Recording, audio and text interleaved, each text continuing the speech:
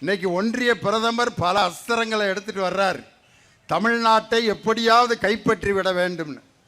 அதில் முதல் அஸ்திரம் என்னன்னா, நமது மாண்புமிகு தமிழக முதல்வர் அவர்கள் பீகார் தேர்தல் பிரச்சாரத்தில் ஒரு பேரணியில் போய் பேசினார்.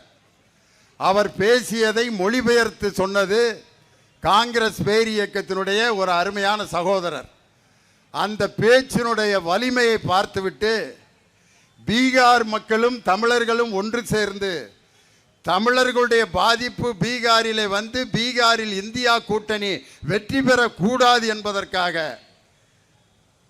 ஒவ்வொரு மாநிலத்திலும் ஒரு வேடத்தை போடுகின்ற ஒன்றிய பிரதமர் நரேந்திர மோடி நம்ம தமிழ்நாட்டுக்கு வந்தா திருக்குறள் பேசுவார்.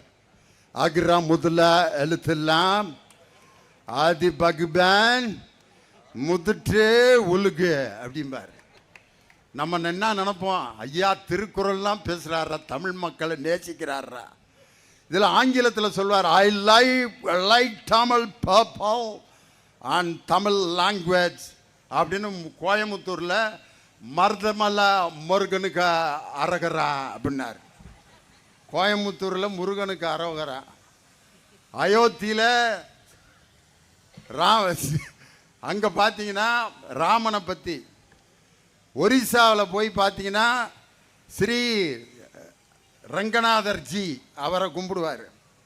ஒரிசாவில் தமிழனுடைய கை ஓங்க போகிறது என்பதை தெரிந்து கொண்டு ஒரிசாவில் இருக்கக்கூடிய பூரி ரங்கநாதருடைய ஆலயத்தின் சாவி தமிழ்நாட்டில் இருக்கின்ற ஒரு புருடா விட்டார்.